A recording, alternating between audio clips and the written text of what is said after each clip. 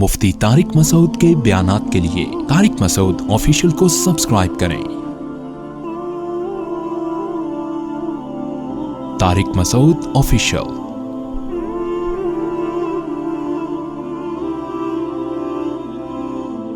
देखो, हर एक का कोई ना कोई खुदा होता है। तो कुरान कह रहा है बहुत से लोगों का खुदा उनकी चाहतें हैं, चाहत ख्वाहिशात का पूरा होना। और दुनिया में ये चीज कॉमन है। गरीब की चाहत दौलत आ जाए, बीमार की चाहत सेहत मिल जाए, बे औलाद की चाहत औलाद मिल जाए। तो इन चाहतों को आज लोगों ने खुदा बना लिया है, चाहे मजहबी लोग हो या लिबरल लोग हो, तकरीबन सब में ये चीज कॉमन है। उसका नुकसान क्या होता है? देखो, गलत चीज को खुदा बनाओगे तो कभी सुकून मिलेगा? चाहतें ऐसी चीज हैं जो कभी भी पूरी नहीं होती। इसकी सबसे बड़ी दलील ये है कि गरीब को दौलत की इतनी चाहत नहीं होती, बीमार को सेहत की इतनी चाहत नहीं होती, और बदसूरत को खूबसूरत बनने की इतनी चाहत नहीं होती, कंवारे को निकाह की इतनी चाहत नहीं होती, बे औलाद को औलाद की इतनी चाहत नहीं होती जितनी किसी मरते हुए आदमी को जिंदगी की चाहत होती है। इंसान की सबसे बड़ी चाहत क्या है? जिंदगी और हयात।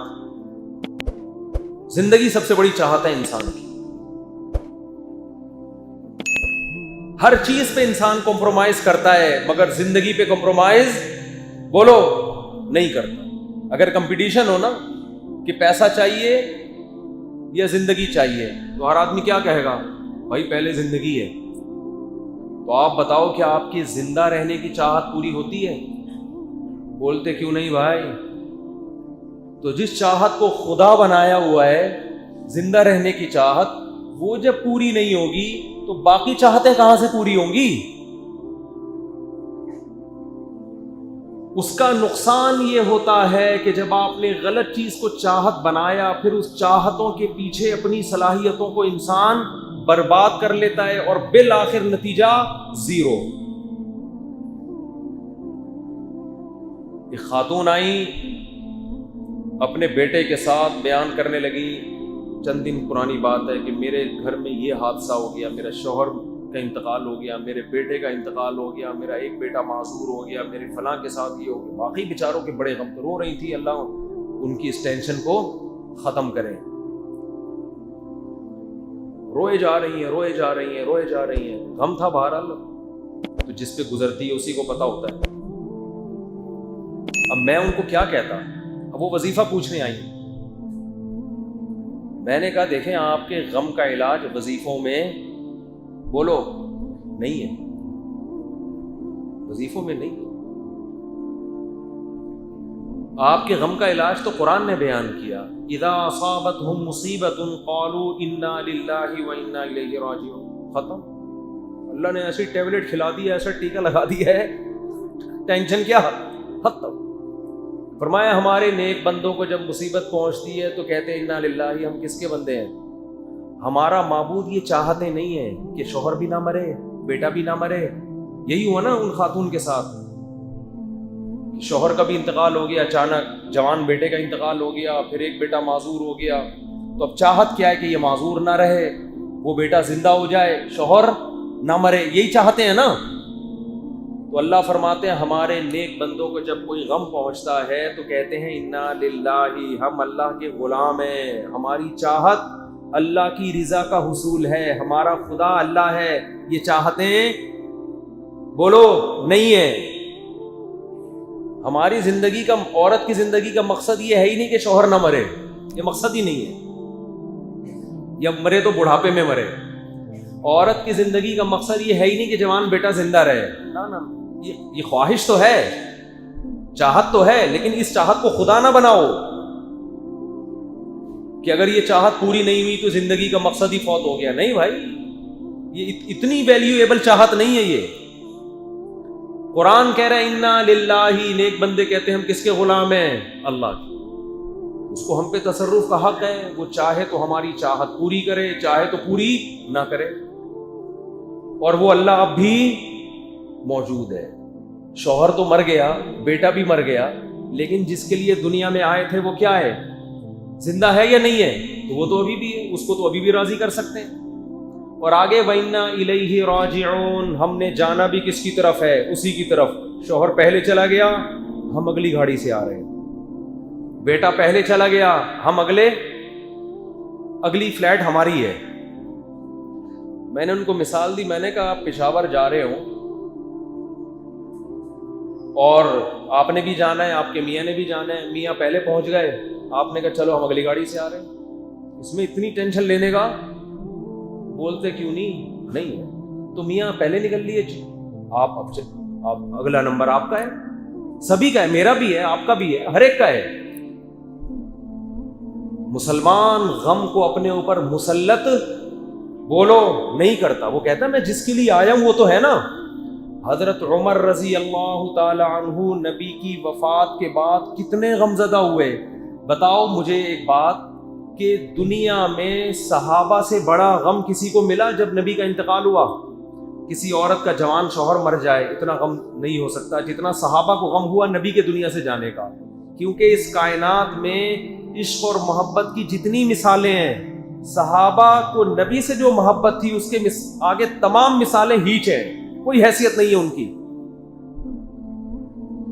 آپ صلی اللہ علیہ وسلم کی سواری جس پہ اونٹ, جس پہ آپ سوار ہوتے تھے, اونٹنی, وہ غمزدہ ہو کر کھانا پینا چھوڑ کر نابینا ہو گئی اور مر گئی.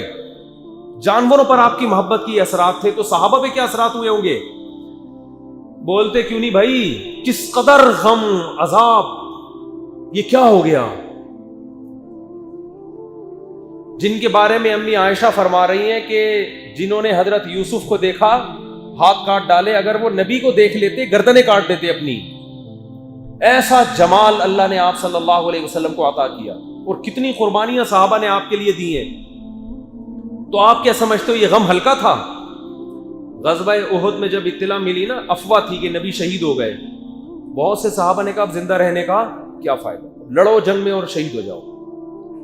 آج کسی عورت کو اپنے شوہر سے اتنی محبت ہے کہ مر گیا شوہر تو مجھے زندہ رہنے کا کیا فائدہ, چلو میں بھی کسی کھمبے سے چپک جاؤں جا کے. ہے بھائی, ہوتی ہے محبت, نہ شوہر کو اتنی بیوی سے, نہ بیوی کو اتنی شوہر سے. کہتے چلو وہ مر گیا, چلو ہم تو تھوڑی سی تسلی, ہم تو نہیں مرے نا. جوان بیٹا مر جائے تو کوئی عورت چاہے کہ میں بھی مر جاؤں, نہیں میں نہیں مر. لیکن صحابہ کی کیا حالت تھی غزوہ احد میں کہ جب اطلاع ملی نبی شہید ہو گئے تو بعض نے کیا کہا, اب زندہ رہنے کا کیا فائدہ, خودکشی نہیں کی بھائی, میدان میں ایسے لڑو کہ شہید ہو جاؤ بس. تو آپ بتاؤ کتنا بڑا غم صحابی رسول کو لگا ہے. رسول اللہ صلی اللہ علیہ وسلم کی جب موت واقع ہوئی تو حضرت عمر تلوار لے کے کھڑے ہو گئے کہ یہ لفظ نہیں سنوں گا میں کہ نبی کا انتقال ہوا, گردن اڑاؤں گا میں اس کی. جب انسان کو کسی سے بے پناہ محبت ہوتی ہے تو اس کی موت کی خبر کی کڑواہٹ وہ برداشت نہیں کرتا. اور عمر جیسا قوی القلب, مضبوط دل والا آدمی, کمزور دل کے لوگ تو ہوتے ہیں ایسے, مضبوط دل, اتنا مضبوط دل, لیکن کہہ رہے یہ نہیں سنوں گا میں کہ نبی کا انتقال ہو گیا, گردن اڑاؤں گا میں اس کی. تو اس سے بڑا غم دنیا میں کسی نے نہیں دیکھا. حضرت فاطمہ رضی اللہ تعالی عنہ نے شعر پڑھا, صبت علی مصائب لو انہا صبت علی الایام سرن لیالیا, کہ آج مجھ پر مصیبتوں کے جو غم ٹوٹے ہیں, بہے ہیں, سب کا معنی ہوتا ہے پانی انڈیلنا, مصیبتیں پڑی نہیں ہیں بلکہ ایسا جیسے بالٹیوں سے غم کسی نے میرے اوپر بھر بھر کے ڈال دیے ہوں, کہ یہ غم کے دریا اگر دن پہ پڑتے تو دن رات کی سیاہی میں تبدیل ہو جاتا, دن اپنی روشنی کھو دیتا, اتنا غم. لیکن اس غم میں بھی حضرت ابو بکر حوصلہ دے کے فرما رہے ہیں کہ یہ غم اللہ کو محبوب, یعنی اس غم میں جو حواس باختہ ہو رہے ہو یہ اللہ کو محبوب نہیں ہے. صبر کرو صبر. اور صبر کے لیے کیا فرمایا, یا ایھا الناس من کان منکم یعبد محمدا فإن محمدا قد مات, اے لوگوں اگر تمہارا معبود محمد صلی اللہ علیہ وسلم تھے. اب دیکھو معبود کا لفظ سمجھ میں آ رہا ہے, خدا, گاڈ, الہ, اگر تم نے معبود نبی کو بنا لیا تھا تو یاد رکھو نبی پر موت واقع ہو چکی ہے. کیا مطلب؟ اگر تم نے نبی کو گاڈ بنایا ہوا تھا، معبود بنایا ہوا تھا، تو یہ غلط کیا تھا تم نے. تمہاری حالت کو دیکھ کے لگ رہا ہے کہ جو تم حواس باختہ ہو گئے اور کہہ رہے ہو کہ میں یہ خبر سننا نہیں برداشت کروں گا کہ نبی کی موت واقع ہوئی، جو یہ کہے گا آپ پر موت واقع ہوئی میں گردن اڑا دوں گا، یہ جو تمہاری کیفیت ہے اس سے تو گویا حقیقت میں ایسا نہیں ہے. گویا لگ رہا ہے کہ تمہارا معبود اللہ نہیں ہے بلکہ کون تھے؟ محمد صلی اللہ علیہ وسلم. تو فرمایا کہ فإن محمدًا قد مات، تو یقین کر لو محمد صلی اللہ علیہ وسلم کی موت واقع ہو چکی ہے، پھر تمہارا غم ٹھیک ہے. لیکن من کان منکم یعبد اللہ فإنہ حی لا یموت، اور جس کا معبود اللہ ہے، خدا ہے، وہ آج بھی زندہ ہے، اس پر موت واقع نہیں ہوگی. بتا دیا کہ ہم محمد صلی اللہ علیہ وسلم پر جو ایمان لے کر آئے ہیں اور آپ سے جو ہمیں محبت ہے وہ کس کے لیے ہے؟ اللہ کے لیے. تو وہ اللہ تو اب بھی موجود ہے. یہ بات وہ زبان کر رہی ہے جو نبی سے محبت میں سب سے آگے. تو میرے بھائی، جب صحابہ کو اپنے محبوب ترین شخصیت کے بچھڑنے پر، اتنے غمزدہ ہونے پر ابو بکر ملامت کر رہے ہیں، تو عورت کا جوان شوہر مر گیا اس پہ غمزدہ، جوان آدمی کی جوان بیوی مر گئی، جوان بیٹا مر گیا، جوان ابا چلے گئے، یہ ہو گیا وہ ہو گیا. پھر اگر آپ حواس باختہ ہو رہے ہو، اس کی علامت آپ نے خدا کو چھوڑ کر ان کو اپنا معبود بنایا ہوا ہے. غم ہوتا ہے، یہ نیچرل ہے. نبی پر کی آنکھوں سے بھی آنسو نکلے جب کسی کی وفات ہوئی ہے، لیکن ایک اعتدال ہونا چاہیے، ایک حد ہونا چاہیے. یعنی کہ اسی کو ریپیٹ کرتے رہے آپ 10 سال تک، یہ ہو گیا یہ ہو گیا یہ ہو گیا. تو بھائی جو ہوا ہے مقدر میں تھا. ما قدران جنگ میں منافقین ہنستے تھے، مذاق اڑاتے تھے کہ دیکھو محمد صلی اللہ علیہ وسلم یہ کر رہے ہیں تمہارے ساتھ، تمہیں زخمی بھی کروا دیا، شہید بھی کروا دیا، یہ ہو گیا.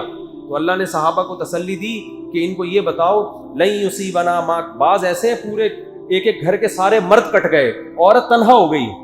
حضرت ابو سعید خدری رضی اللہ تعالیٰ عنہ، 10 سال کے بچے اور ان کی ماں، باقی سارے مرد شہید، باپ بھی شہید، بھائی بھی شہید، سارے مرد جوان کٹ گئے غزوہ احد میں، اور ایک ماں اور ایک بیٹا گھر میں بچے ہیں. کتنی بڑی ٹینشن. تو منافقین ہنستے، مذاق اڑاتے، کیا کر دیا تم لوگوں نے نبی کے پیچھے. تو قرآن کی آیتیں نازل ہوئی کہ اے نبی ان سے کہہ دیجئے لن یصیبنا الا ما كتب اللہ لنا، ہمیں وہی غم پہنچے ہیں جو اللہ نے ہمارے مقدر میں لکھے ہوئے ہیں. اور جس اللہ نے ہمیں یہ غم دیے ہوا مولانا، وہ ہمارا دوست ہے، ہمارا دشمن نہیں ہے. دوست اگر کوئی کڑوی چیز کھلاتا ہے تو اس کڑواہٹ کے پیچھے مٹھاس چھپی ہوئی ہوتی ہے، اس میں کوئی فائدہ چھپا ہوا ہوتا ہے. اور دشمن اگر میٹھا لڈو بھی کھلاتا ہے، اس لڈو کے اندر زہر کی گولی ہوتی ہے. تو ہمارے حضرت فرمایا کرتے تھے کسی کا ایمان چیک کرنا ہو نا، غموں میں دیکھو کیا حالت ہوتی ہے اس کی. آج بوکھلا جاتے ہیں. کسی عورت کا چھوٹا بیٹا مر جائے ایسے چیختی ہے، گریبان پھاڑتی ہیں، ہاں ہو. بھائی صبر کرو، صبر. اللہ صبر کرنے والوں کے ساتھ ہے. میں نے ایسی مائیں بھی دیکھی ہیں، جوان بیٹا مر گیا اچانک ہارٹ اٹیک سے، ماں کی آنکھوں سے آنسو نکل رہے ہیں، زبان سے کہہ رہی ہے اللہ یہ میرے کنٹرول میں نہیں ہے، اس لیے نکل رہے ہیں یہ، ورنہ میں صبر کرتی ہوں. ایسی خاندانی مائیں بھی ہیں. تو بھائی ہمارا معبود اللہ ہے، عورت کا معبود شوہر نہیں ہے، عورت کا معبود اولاد. یہ تو لوگوں نے غیر مسلموں سے ڈائلاگ سیکھے ہوئے ہیں کہ میں تمہارے لیے جی رہا ہوں، اور عورت کہتی ہے میں آپ کے لیے دنیا میں آئی ہوں. نا نا نا نا، ہم کسی کے لیے نہیں آئے، نہ ہم اولاد کے لیے آئے ہیں، نہ اولاد ہمارے لیے آئی. اتنا لفٹ نہیں کراؤ ان کو. اگر یہ میرے لیے آئی ہے تو میرے ساتھ قبر میں کیوں نہیں جا رہی بھائی؟ پھر یہ کیا ہو گیا بھائی؟ اگر میری بیوی اور آپ کی بیوی میرے لیے دنیا میں آئی اور جی میرے سہارے اور میرے یادوں میں جی رہی ہے، تو میں مروں گا تو اس کو اگلے اسٹیشن پہ، اگلے کھمبے سے اس کو چپکنا چاہیے. اور اگر کوئی عورت یہ بیان سن کے چپک گئی اپنی محبت ثابت کرنے کے لیے کہ میں اپنے میاں کے لیے آئی تھی، وہ مر گئے تو میں بھی چپک رہی ہوں، تو اللہ کہاں ڈالے گا اس کو؟ جہنم کی آگ میں. کم وقت میں نے تجھے اپنے لیے پیدا کیا تھا، تیرے میاں کے لیے یہ ٹائم پاس کی چیزیں ہیں ساری. میاں بھی بیوی بھی ہاں محبت کریں، ایسا نہ ہو کہ ٹائم پاس سمجھ کے اس کو کہ بیگم آج سے تم ٹائم پاس ہو، بس یہ مطلب نہیں ہے.